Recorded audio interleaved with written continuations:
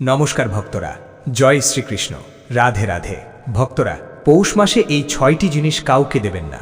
পৌষ মাসে এই একটি গাছ গৃহে লাগান, নতুন বছরের টাকা উপচে পড়বে। পৌষ মাস সংক্রান্ত অত্যন্ত গুরুত্বপূর্ণ দুটি বিষয় ভাগ করে নিতে যাচ্ছি, যেগুলো না জানলে অজান্তেই জীবনে বড় ক্ষতির কারণ হয়ে দাঁড়াতে পারে। এই পৌষ মাসে এমন 6টি জিনিস রয়েছে যেগুলো নিজের বাড়ি থেকে কাউকে দেওয়া শাস্ত্রমতে সম্পূর্ণ নিষিদ্ধ। দুঃখের বিষয়, অনেকেই অজান্তেই এই ভুলটি করে ফেলেন। আমি স্পষ্ট করে বলছি, এই জিনিসগুলো বাড়ির বাইরে দেবেন না, কারণ তাহলে আপনার নিজের পরিবারেই দারিদ্র্যের করাল ছায়া নেমে আসতে পারে, যেটা ঠেকানো খুব কঠিন হয়ে যায়।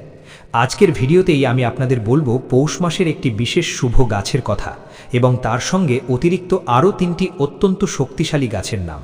আপনারা যদি এই মাসে সেই গাছগুলো নিজের বাড়িতে রোপণ করতে পারেন, আমি বিশ্বাসের সঙ্গে বলছি, মা লক্ষ্মীর কৃপায় নতুন বছরে আপনার জীবনে অর্থ সমৃদ্ধি ও স্থায়ী সুখ উপচে পড়বে। তাহলে চলুন ভিডিওর প্রথম অংশে আমরা জেনে নিই পৌষ মাসে কোন 6টি জিনিস কাউকে দেওয়া শাস্ত্রে কঠোরভাবে নিষেধ করা হয়েছে এবং কেন এই নিষেধ এত ভয়ঙ্কর প্রভাব ফেলতে পারে। ভিডিওটি যদি আপনার ভালো লাগে তাহলে শেষ পর্যন্ত অবশ্যই দেখবেন। ভিডিওটি উপকারী মনে হলে অবশ্যই লাইক, কমেন্ট আর শেয়ার করতে ভুলবেন না এবং এমন গুরুত্বপূর্ণ ধর্মীয় তথ্য পেতে পরম সত্য চ্যানেলটি সাবস্ক্রাইব করে সঙ্গে থাকুন। এই পৌষ মাস চলাকালীন ভুল করেও নিজের বাড়ি থেকে কাউকে সর্ষে দেবেন না। সাদা সর্ষে হোক বা কালো সর্ষে, কোনোটাই নয়। অনেক সময় পাড়া প্রতিবেশীরা সর্ষে বাটা বা সর্ষে চেয়ে নেন। আমি স্পষ্টভাবে নিষেধ করছি, এই মাসে সর্ষে ঘর থেকে বের করবেন না, কারণ শাস্ত্রমতে পৌষ মাসে সর্ষে দান করলে আপনি অজান্তেই নিজের ওপর বিপদ ডেকে আনেন। এর প্রভাব পড়ে সরাসরি সংসার ও পরিবারের ওপর। আর্থিক ক্ষতি, পারিবারিক অশান্তি এবং স্থায়ী অমঙ্গল দেখা দিতে পারে। এই কারণেই শাস্ত্রে এই কাজকে অশুভ বলা হয়েছে। আতপ চাল বা আলো চাল, এবার মন দিয়ে শুনুন, কারণ এটি অত্যন্ত গুরুত্বপূর্ণ।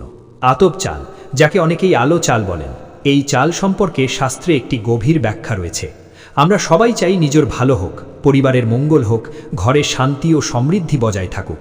কিন্তু সেই জায়গায় দাঁড়িয়ে আমি আপনাদের সতর্ক করছি, আপনার আত্মীয় হোক, বন্ধু হোক বা পাড়া প্রতিবেশী হোক, পৌষ মাসে বিশেষ করে সন্ধ্যার পর কখনোই আতপ চাল কাউকে দেবেন না। এর কারণ কি জানেন? আপনি যদি এই মাসে চাল দান করেন, তাহলে শাস্ত্রমতে আপনি নিজের ঘরের লক্ষ্মীকে অন্যের হাতে তুলে দিচ্ছেন। এর ফলাফল কি হয়? ঘরে ধীরে ধীরে অলক্ষ্মীর প্রবেশ ঘটে, লক্ষ্মী সরে যান আর তার সঙ্গে আসে অর্থনৈতিক টানাপড়ন, অকারণ ঝামেলা, মানসিক অশান্তি, পারিবারিক শ্রীহানি। আর লক্ষ্মীহীন হলে সংসারে যে কী পরিস্থিতি তৈরি হয় তা আপনাদের আলাদা করে বোঝানোর দরকার নেই। দান করা কখনোই খারাপ নয়, দান অবশ্যই করবেন। পৌষ মাসেও দান করা যায়, এতে কোনো বাধা নেই। কিন্তু শাস্ত্রমতে এই মাসে কিছু নির্দিষ্ট বিষয় আছে যেগুলো দান করা একেবারেই উচিত নয়। তার মধ্যে চাল অন্যতম। আতপ চাল বা আলো চাল এই সময় কাউকে দিলে তা শুভ ফল দেয় না। এবার আসি 3 নম্বর বিষয়। 3 নম্বর জিনিসটি হলো টাকা পয়সা। দেখুন, যদি কারো সত্যিই কোনো বড় জরুরি পরিস্থিতি থাকে, চিকিৎসা, বিপদ বা চরম সংকট, সেক্ষেত্রে সাহায্য করলে সেটি ভগবানের খাতায় অবশ্যই পুণ্য হিসেবেই গণ্য হবে। কিন্তু অযথা অপ্রয়োজনীয় কারণে বা শুধুমাত্র ধার দেওয়ার অভ্যাস থেকে যদি পৌষ মাসে কাউকে টাকা দেন, তাহলে তার ফল ভালো হয় না। শাস্ত্র বলছে এই সময়ে অকারণে অর্থ ধার দিলে ঘরে ধীরে ধীরে লক্ষ্মীহীনতা প্রবেশ করে, যার ফলশ্রুতি পরিবারের উপর দারিদ্রতা, অর্থ সংকট ও মানসিক অশান্তি নেমে আসতে পারে। বাস্তব জীবনেও আমরা দেখি, টাকা দেওয়ার সময় মানুষের ব্যবহার একরকম থাকে, কিন্তু সেই টাকাটা ফেরত চাইলে আচরণ সম্পূর্ণ বদলে যায়। এর ফলে আত্মীয়দের মধ্যে, পাড়া প্রতিবেশীদের মধ্যে, এমনকি বন্ধু বান্ধবীদের মধ্যেও সম্পর্কের অবনতি ঘটে। তাই আমি আগেও বলেছি, আজ আবারও বলছি, পৌষ মাস চলাকালীন কোনো ইমার্জেন্সি ছাড়া কাউকে অর্থ ধার হিসেবে দেবেন না, নচেত অজান্তেই আপনি নিজের ঘরের লক্ষ্মীর স্থায়িত্ব নষ্ট করে ফেলবেন। অবশ্যই ব্যতিক্রম আছে, যদি সত্যি কেউ হাসপাতালে ভর্তি হয়, কারোর জীবনে বড় কোনো বিপদ নেমে আসে বা এমন পরিস্থিতি তৈরি হয় যেখানে মানবিকতার খাতিরে সাহায্য না করলে পাপ হয়, সেক্ষেত্রে ভগবানকে সাক্ষী রেখে আপনি তাকে অর্থ সাহায্য করুন, এতে অবশ্যই পুণ্য লাভ হবে। কিন্তু এই ধরনের জরুরি কারণ ছাড়া পৌষ মাসে অযথা কাউকে টাকা পয়সা দেবেন না। এর পাশাপাশি একটি অতিরিক্ত গুরুত্বপূর্ণ বিষয় মনে রাখবেন, যারা নতুন ঘর তৈরির কথা ভাবছেন বা জমি কেনার পরিকল্পনা করছেন, তারা এই পৌষ মাস চলাকালীন ঘর বা জমি কেনা থেকে বিরত থাকবেন, কারণ শাস্ত্রমতে এই মাসে গৃহ সংক্রান্ত ক্রয় শুভ ফল দেয় না। এবার আসি 4 নম্বর বিষয়টিতে। পৌষ মাসে ঠাকুরের কাজে ব্যবহৃত কোনো জিনিস, যেমন চন্দন, বিড়ি, শঙ্খ, ঘণ্টা ইত্যাদি কাউকে দান করা বা অন্যের হাতে তুলে দেওয়া উচিত নয়।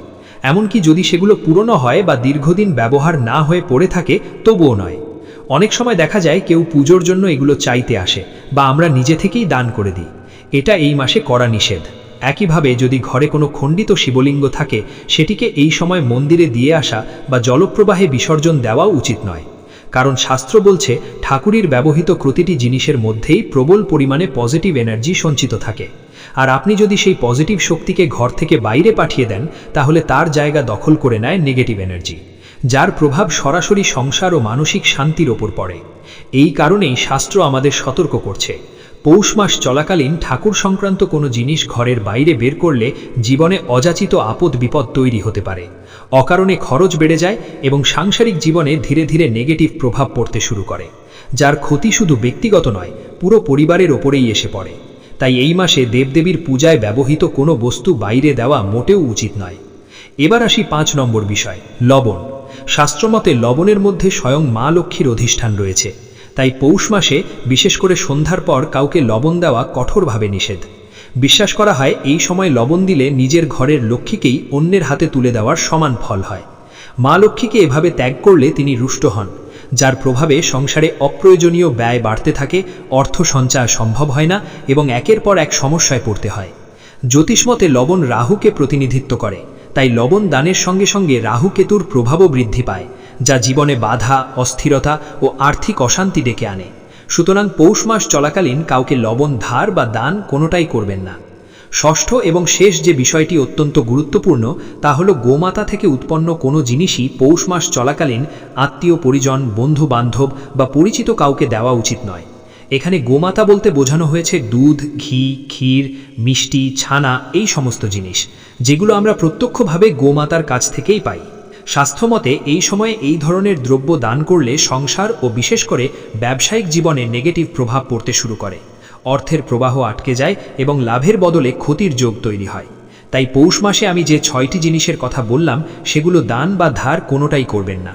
তবে এর পাশাপাশি শাস্ত্র আরও একটি গুরুত্বপূর্ণ নির্দেশ দিয়েছে, এই মাসে ঘরের কিছু অশুভ ও অপ্রয়োজনীয় জিনিস অবশ্যই বাইরে সরিয়ে ফেলবেন। যেমন যদি ভাঙা কাঁচ পড়ে থাকে তা ঘর থেকে বের করে দেবেন, জোড়া ছাড়া পুরনো চক্কপ্পল বা স্যান্ডেল থাকলে সেগুলো ফেলে দেবেন, পুরনো ঝাড়ু থাকলে সেটিও বাইরে ফেলে আসবেন। একইভাবে ঘরে জমে থাকা আবর্জনা, নোংরা জিনিস বা মাকড়সার জাল কখনোই রেখে দেবেন না। আরেকটি বিষয় বিশেষভাবে মনে রাখবেন, ক্যাকটাস জাতীয় কাঁটাযুক্ত গাছ ঘরের ভেতরে রাখা শাস্ত্রমতে অশুভ বলে মনে করা হয়। চাইলে সেগুলো বাড়ির বাইরে বাস্তুসীমার বাইরে রাখতে পারেন, কারণ এই ধরনের জিনিস ও গাছ ঘরে থাকলে ধীরে ধীরে জীবনে নেগেটিভ প্রভাব বাড়তে শুরু করে, যা শান্তি, অর্থ ও সৌভাগ্যের পথে বাধা সৃষ্টি করে। এবার ভিডিওর দ্বিতীয় অংশে আমি আলোচনা করতে যাচ্ছি পবিত্র এই পৌষ মাসের একটি অত্যন্ত গোপন ও শক্তিশালী বিষয়। এই মাসে যদি আপনারা বাড়িতে একটি বিশেষ গাছ এবং তার সঙ্গে আরও 3টি অলৌকিক গাছ গৃহের বাস্তুর মধ্যে রোপণ করতে পারেন, তাহলে নতুন বছরে মা লক্ষ্মীর কৃপায় অর্থাগমন শুরু হবেই। শাস্ত্র ও বাস্তুমতে এই 4টি গাছকে অত্যন্ত শুভ ও পবিত্র প্লান্ট বলা হয়। বিশ্বাস করা হয় পৌষ মাসে যারা এই গাছগুলো নিজের বাড়িতে লাগান তাদের ঘরে অলক্ষ্মীর কোনো স্থান থাকে না, অলক্ষ্মী বিদায় নেয় এবং মা লক্ষ্মী স্থায়ীভাবে গৃহে প্রবেশ করেন। আমি দৃঢ়ভাবে বলছি, এই গাছগুলো গৃহে স্থাপন করলে ধীরে ধীরে সংসারে সমৃদ্ধি, অর্থবৃদ্ধি, উন্নতি ও সাফল্য আসতে শুরু করে। হারিয়ে যাওয়া সুখ, শান্তি আবার ফিরে আসে, দুঃখ কষ্ট জীবন থেকে দূরে সরে যায় এবং পারিবারিক ও সামাজিক জীবনে উন্নতির নতুন পথ খুলে যায়। শুধু তাই নয়, গৃহের বাস্তুদোষও অনেকাংশে দূরীভূত হয় এবং জীবনে ইতিবাচক শক্তির প্রবাহ বৃদ্ধি পায়। বিশেষ করে পৌষ মাসে যেসব বাড়িতে এই গাছগুলো রোপণ করা হয় সেখানে মা লক্ষ্মীর অবস্থান শতভাগ নিশ্চিত হয়, এটা শাস্ত্রের বিশ্বাস। ফলে জীবনে স্থায়ী সুখ, সমৃদ্ধি ও সাফল্যের যোগ তৈরি হয় এবং দীর্ঘদিনের সমস্যা এক একে কেটে শুরু করে। অনেকের জীবনেই দেখা যায় একের পর এক কাজ অকারণে আটকে থাকে, সিদ্ধান্ত নিলেও ফল আসে না, চারদিকে শুধু বাধা আর বাধা, এই ধরনের অবস্ট্যাকেল তৈরি হতে থাকে। কিন্তু আশ্চর্যের বিষয় হলো পৌষ মাসে এই 4টি গাছের মধ্যে একটি গাছও যদি আপনারা নিজের বাড়ির বাস্তুর মধ্যে রোপণ করতে পারেন তাহলে সেই সমস্ত ব্লকেজ ধীরে ধীরে অলৌকিকভাবে কাটতে শুরু করে। বিশেষ করে এই গাছগুলো লাগানো উচিত তাদের যাদের অর্থনৈতিক স্থিতিশীলতা দুর্বল, যাদের উপর কোনো গ্রহদশা বা শনি মহাদশার প্রভাব চলছে, যারা রাহু কেতুর সমস্যায় ভুগছেন, যারা অর্থ বৃদ্ধি করতে চান বা জীবনে অর্থ আকর্ষণ করতে চাইছেন, একইভাবে যাদের গৃহে বাস্তুদোষ রয়েছে, যাদের জীবনে গোপন শত্রু বেশি, সংসারে অতিরিক্ত অপচয় হচ্ছে, ঋণের বোঝা বেড়ে চলেছে, সন্তানেরা অবাধ্য হয়ে উঠছে বা যাদের ঘরে প্রতিনিয়ত অশান্তি লেগে আছে, তারা অবশ্যই এই গাছগুলো লাগিয়ে দেখুন। এমনকি যেসব দম্পতির মধ্যে বোঝাপড়া নষ্ট হয়ে গেছে, স্বামী স্ত্রীর সম্পর্ক বিচ্ছেদের মুখে দাঁড়িয়ে আছে, তাদের ক্ষেত্রেও এই গাছগুলো আশ্চর্যজনক ইতিবাচক ফল দিতে পারে। আমি দৃঢ়ভাবে বলছি, সঠিকভাবে এই গাছগুলো রোপণ করলে আপনারা অবশ্যই ভালো ফল পাবেন। তবে একটি গুরুত্বপূর্ণ কথা আগে বলে রাখি, গাছ শুধু লাগালেই কাজ শেষ নয়, তার সঠিক যত্ন, পরিচর্যা ও নিয়ম মেনে পালন করাটাও অত্যন্ত জরুরি। মনে রাখবেন, গাছ লাগালেই সব শেষ নয়, কোন দিকটায় গাছটি থাকবে এবং কিভাবে তার সঠিক রক্ষণাবেক্ষণ করবেন সেটাই সবচেয়ে গুরুত্বপূর্ণ বিষয়। হিন্দু সনাতন ধর্মে শিব ও শক্তি অর্থাৎ দেবাধিদেব মহাদেব ও মা পার্বতী এই দুই মহাশক্তির প্রতীক হিসাবে যে গাছটিকে বিশেষভাবে মানা হয় তা হল নীল অপরাজিতা ফুলের গাছ। এই নীল অপরাজিতা গাছটি দেবেশ্বর মহাদেব ও মা পার্বতীর অত্যন্ত প্রিয়।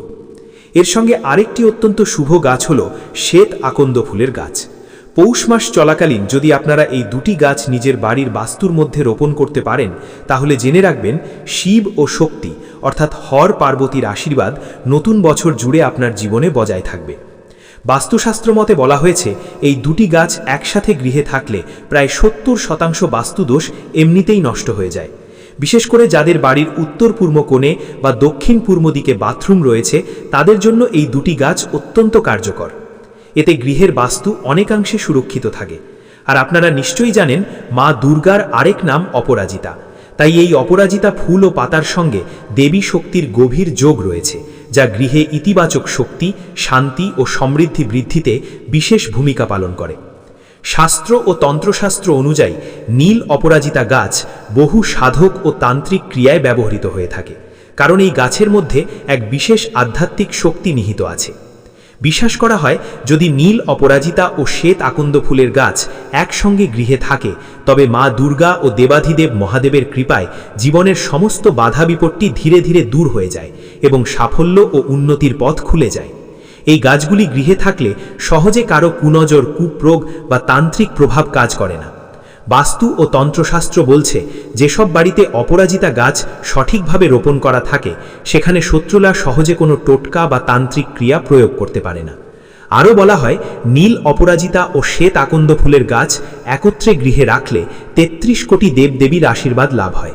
পাশাপাশি এই দুটি ফুল দিয়ে যদি ভক্তি ভরে শিব ও শক্তি অর্থাৎ মা দুর্গা ও মহাদেবের পূজা অর্চনা করা যায়, তাহলে জীবনে কখনো বাসস্থান, বস্ত্র বা মৌলিক প্রয়োজনের অভাব দেখা দেয় না। তবে একটি বিষয় মনে রাখবেন, এই গাছগুলি যেখানে সেখানে লাগানো যাবে না। কোন দিকে লাগাবেন সেটাই সবচেয়ে গুরুত্বপূর্ণ বিষয়। আর সেই নিয়মটাই আমরা এবার বিস্তারিতভাবে জানব, কারণ ভুল জায়গায় লাগালে পূর্ণ ফল পাওয়া যায় না। এবার সবচেয়ে গুরুত্বপূর্ণ প্রশ্ন, এই গাছগুলো কোথায় লাগাবেন?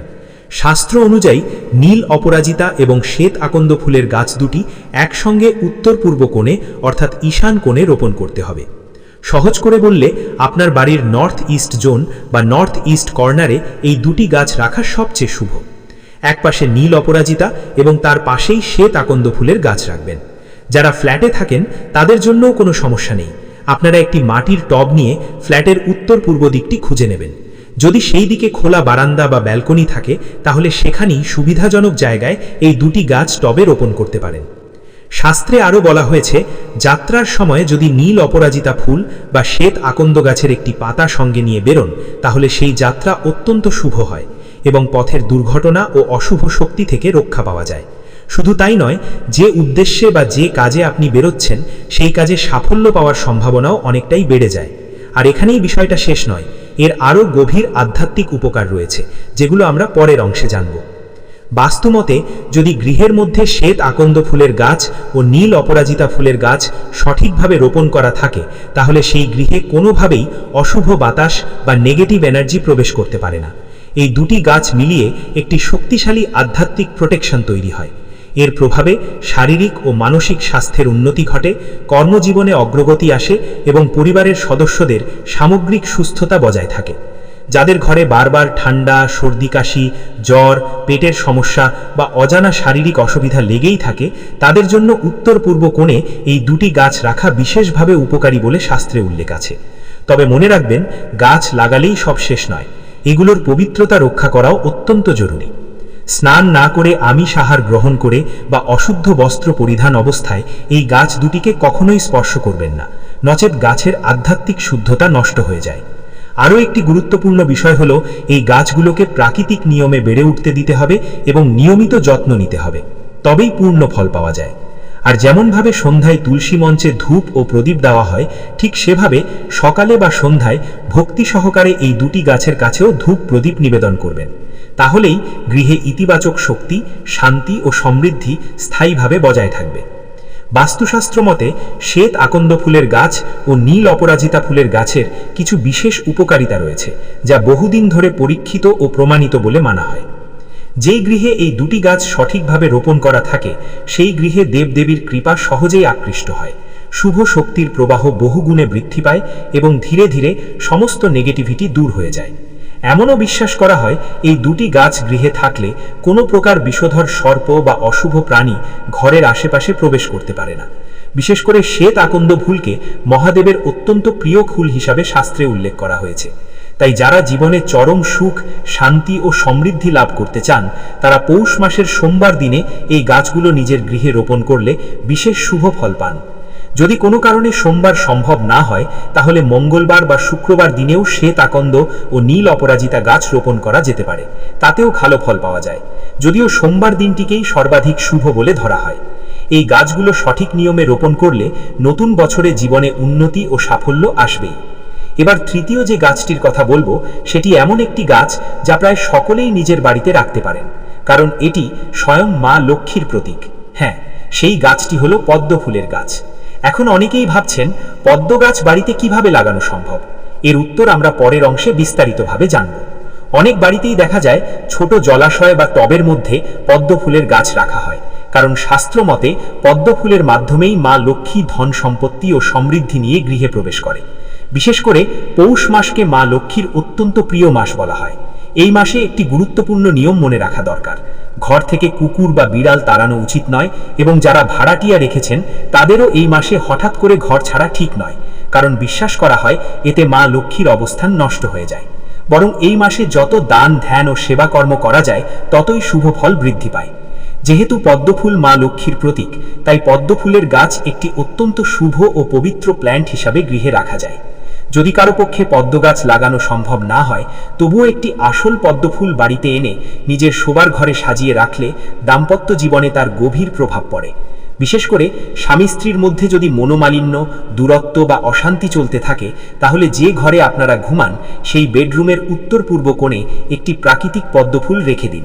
প্লাস্টিকের নয়, অবশ্যই আসল ফুল। ধীরে ধীরে দেখবেন সম্পর্কের উষ্ণতা বাড়ছে, বোঝাপড়া ভালো হচ্ছে এবং অশান্তি কমে আসছে। তবে সবশেষে একটি কথাই বলবো, এই সমস্ত বিধান তখনই বাস্তবে কার্যকর ফল দেয় যখন এগুলো শ্রদ্ধা, বিশ্বাস ও নিয়ম মেনে পালন করা হয়। যখন মানুষ তার কর্ম সঠিকভাবে সম্পাদন করে এবং ভাগ্যকে সম্মান জানায়, তখনই জীবনের সত্যিকারের সফলতা আসে। কর্ম ও ভাগ্য এই দুইয়ের সংমিশ্রণই মানুষের জীবন গঠনে অপরিহার্য। যে কোনো একটি বাদ পড়লে ফলাফল অপূর্ণ থাকে। তাই আমি বলবো, আপনারা এই গাছগুলো রোপণ করুন, নিজের অরাকে ও গৃহের বাস্তুকে পবিত্র করুন এবং নিজের কর্মে সততা বজায় রাখুন। এবার চতুর্থ যে গাছটির কথা বলবো, সেটি হলো বিষ্ণুকমল গাছ। অনেকেই ধনতেরসের দিনে এই গাছ বাড়িতে ক্রয় করে নিয়ে আসেন।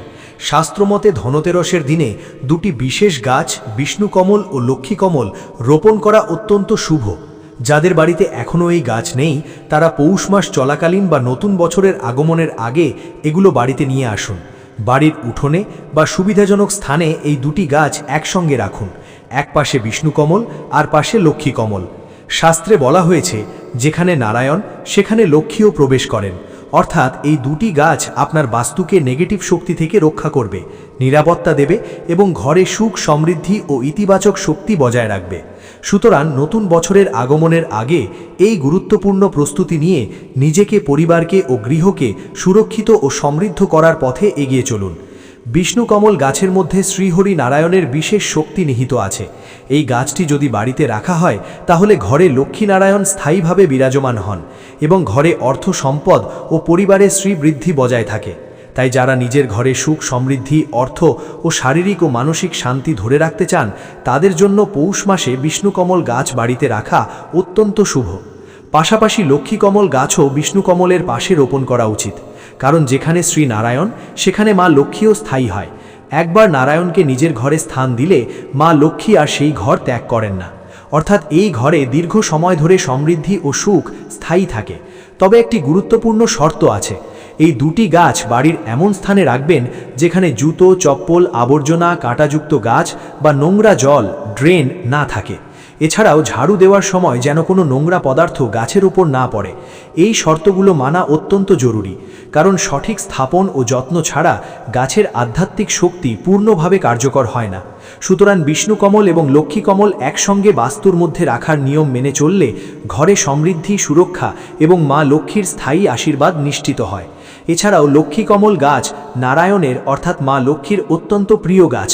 তাই এই দুটি গাছ বিষ্ণুকমল ও লক্ষ্মীকমল সঠিকভাবে ঘরে রাখার পরে সন্ধ্যায় আরতি করা উচিত। ঠিক তেমনিভাবে তুলসীর জন্য ধূপ, প্রদীপ ও ফুল নিবেদন করা হয়। প্রতিটি গাছের কাছে একটি করে প্রদীপ ও ফুল রাখুন এবং মা লক্ষ্মী ও প্রভু নারায়ণের স্মরণ করুন। এতে ঘরের সমস্ত দুঃখ, দরিদ্রতা ও অর্থসংকট দূর হয়। অলক্ষ্মী ঘর ত্যাগ করে এবং মা লক্ষ্মীনারায়ণ স্থায়ীভাবে ঘরে বিরাজমান হন।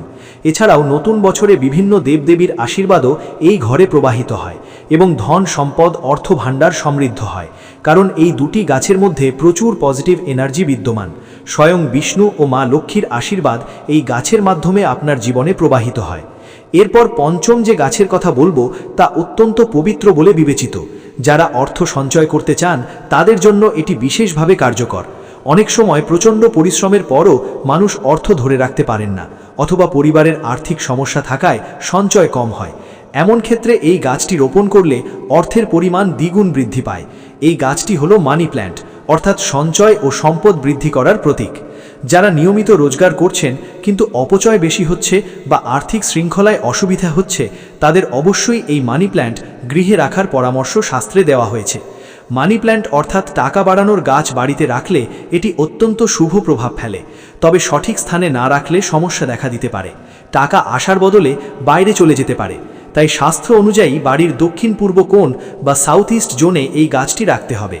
বাস্তুশাস্ত্র বলছে দক্ষিণ পূর্ব মানি প্ল্যান্ট রাখলে গৃহস্থদের সৌভাগ্য বৃদ্ধি পায় এবং আর্থিক প্রবাহ স্থিতিশীল হয়। যদি আপনি গাছটি নার্সারি থেকে বা স্থানীয় বাজার থেকে আনেন তবে অবশ্যই বাড়ির সাউথ ইস্ট কোণে স্থাপন করুন। একটি গুরুত্বপূর্ণ নিয়ম হলো ভুলেও এই মানি প্ল্যান্ট উত্তর পূর্ব বা ঈশান কোণে রাখবেন না। অনেক সোশ্যাল মিডিয়ার ক্রিয়েটাররা এটা ভুলভাবে বলে থাকেন, কিন্তু বাস্তবে পৌষ মাসে মানি প্ল্যান্টের প্লেসমেন্ট শুধু দক্ষিণ পূর্ব কোণেই সর্বাধিক শুভ এবং কার্যকরী। সঠিক প্লেসমেন্টের মাধ্যমে আপনার ঘরে আর্থিক স্থায়িত্ব, সঞ্চয় বৃদ্ধি এবং ধনসম্পন্ন প্রবাহ নিশ্চিত হবে। মানি প্ল্যান্ট শুধুমাত্র বাড়িতে রাখা যথেষ্ট নয়, এর পরিচর্যাও অত্যন্ত জরুরি। অনেকেই উত্তর পূর্ব কোণে রাখলেও এতে পরিবারের সদস্যদের মধ্যে সামান্য বৈষম্য তৈরি হতে পারে। তাই স্বাস্থ্য মতে সবচেয়ে উপযুক্ত স্থান হল দক্ষিণ পূর্ব কোণ। গাছের পরিচর্যার ক্ষেত্রে শুকিয়ে যাওয়া বা লাল হয়ে যাওয়া পাতাগুলো নিয়মিত ছাঁটাই করতে হবে এবং কাঁচা দুধ দিয়ে সপ্তাহে 2-3 বার পাতাগুলো পরিষ্কার করা উচিত। এছাড়াও পাতাগুলো যেন সবসময় ওপরের দিকে উঠে থাকে, নিচের দিকে নেমে না আসে, এর ব্যবস্থা রাখতে হবে। মানি প্ল্যান্ট মা লক্ষ্মীর অত্যন্ত প্রিয়, তাই যদি পৌষ মাস বা নতুন বছরে এই গাছটি ঠিকভাবে রোপণ ও যত্ন সহকারে রাখা হয় তবে অর্থ এবং ধনসম্পদ বিভিন্ন দিক থেকে বাড়তে থাকে। এরপর ষষ্ঠ এবং শেষ যে গাছটির কথা বলবো তা হলো কৃষ্ণ তুলসী গাছ। এটি প্রায় প্রতিটি হিন্দু ও বাঙালি পরিবারের ঘরে দেখা যায়। কৃষ্ণ তুলসী কেবল একটি গাছ নয়, এটি ঘরে শ্রী, শান্তি এবং আধ্যাত্মিক শক্তি নিয়ে আসে এবং পরিবারের সকল সদস্যের মনোবল, স্বাস্থ্য ও সৌভাগ্য বৃদ্ধি করে। প্রায় প্রতিটি বাঙালি ও হিন্দু পরিবারের ঘরে কৃষ্ণ তুলসী গাছ দেখা যায়। তবে শাস্ত্র অনুযায়ী যদি এই পৌষ মাসে একটি ছোট কৃষ্ণ তুলসীর চারা উত্তর পূর্ব কোণ বা ঈশান কোণে রোপণ করা যায় বা টবে রাখা যায় তা সবচেয়ে শুভ বলে মনে করা হয়। তুলসী গাছ যে ঘরে থাকে সেই ঘরের যমরাজ পর্যন্ত দৃষ্টি পড়ে না এবং বাস্তু দোষও প্রবেশ করতে পারে না। তুলসী গাছের পবিত্রতা অত্যন্ত মহান। শাস্ত্রে বলা হয়েছে 33 কোটি উচ্চ গুণসম্পন্ন দেবদেবী এতে বিরাজমান থাকেন এবং মা লক্ষ্মী ও প্রভু নারায়ণের আশীর্বাদও তুলসীর মাধ্যমে প্রবাহিত হয়। হিন্দু সনাতন ধর্মে তুলসী গাছের পবিত্রতা অপরিসীম, কারণ প্রায় প্রতিটি পূজায় এর পাতা ব্যবহৃত হয়, বিশেষ করে কৃষ্ণ বা বিষ্ণু পূজায়। এই গাছ ঘরে থাকলে শান্তি, সুখ, সমৃদ্ধি এবং আধ্যাত্মিক শক্তি বাড়ে। তাই যারা জীবনের সুখ, শান্তি এবং ধনসম্পদ বৃদ্ধি করতে চান তারা অবশ্যই এই কৃষ্ণ তুলসী গাছ পৌষ মাসে উত্তর পূর্ব কোণে রোপণ করবেন এবং নিয়ম মাফিক পরিচর্যা করবেন। পৌষ মাসে এই সমস্ত গাছ ঘরে রোপণ করলে মা লক্ষ্মী এবং প্রভু কৃষ্ণের কৃপায় আপনারা জীবনে উল্লেখযোগ্য উন্নতি, সুখ এবং শান্তি পাবেন। সপ্তম এবং সর্বশেষ গাছ হলো ধনে গাছ। শাস্ত্রে ধনতেরসের দিন ধনে বীজ ক্রয় করে মা লক্ষ্মীর উদ্দেশ্যে নিবেদন করার পরামর্শ দেওয়া হয়। এই ধনে বীজ পৌষ মাসে বাড়ির মাটিতে ছড়িয়ে দিলে বা টবের মধ্যে রোপণ করলে তা অত্যন্ত শুভ বলে গণ্য হয়। গাছ যত সুন্দরভাবে বৃদ্ধি পাবে এবং সতেজ থাকবে, ততই ঘরের আর্থিক স্বাচ্ছল্যতা এবং সমৃদ্ধি বৃদ্ধি পাবে। তাই সম্ভব হলে এই পৌষ মাসে সমস্ত 7টি বিশেষ গাছ, যেমন নীল অপরাজিতা, শ্বেত আকন্দ, পদ্মফুল, বিষ্ণুকমল, লক্ষ্মীকমল, মানি প্ল্যান্ট এবং ধনে নিজের গৃহে রোপণ করুন। যথাযথ পরিচর্যা, সঠিক প্লেসমেন্ট এবং নিয়মিত আরতি ও পূজা অনুসরণ করলে আপনার গৃহের বাস্তু সুস্থ, অসপিশিয়াস এবং পজিটিভ এনার্জিতে পূর্ণ থাকবে, যা জীবনের সমৃদ্ধি, সুখ এবং আধ্যাত্মিক শক্তি আনবে। এইভাবে আপনারা যদি 5 থেকে 7টি গাছ, যেমন নীল অপরাজিতা, শ্বেত আকন্দ, পদ্মফুল, বিষ্ণুকমল, লক্ষ্মীকমল, মানি প্ল্যান্ট এবং ধনে রোপণ বা রাখেন, তবে তা সম্পূর্ণ বাধ্যতামূলক নয়। আপনার সুবিধা ও বাস্তু অনুযায়ী 2, 3 বা 4টি গাছও যথেষ্ট ফলপ্রসূ হবে। এই পৌষ মাসে গাছগুলো রোপণ করলে ঘরের সমস্ত নেগেটিভিটি দূর হয়ে যাবে এবং নতুন বছরের সুখ, শান্তি ও সমৃদ্ধি প্রবাহিত হবে। প্রিয় বন্ধুরা, ভিডিওটি দেখে যদি ভালো লেগে থাকে এবং উপকৃত হয়ে থাকেন, তাহলে অবশ্যই একটি লাইক করবেন। এতে আমরা নতুন ভিডিও বানানোর জন্য অনুপ্রেরণা পাই। আর কমেন্টে শ্রদ্ধা ও ভক্তি ভরে একবার অবশ্যই লিখবেন, জয় বজরংবলী। এরকম তথ্যমূলক ভিডিও নিয়মিত পেতে আমাদের পরম সত্য চ্যানেলটিকে সাবস্ক্রাইব করে পাশে থাকা বেল বাটনটি অন করে রাখবেন, যাতে এরকম তথ্যমূলক গুরুত্বপূর্ণ ভিডিও আপনারা নিয়মিত দেখতে পারেন। সকলে ভালো থাকবেন, সুস্থ থাকবেন। আপনার উপর ঈশ্বরের কৃপা সদা বর্ষিত হোক। জয় শ্রীকৃষ্ণ। রাধে রাধে।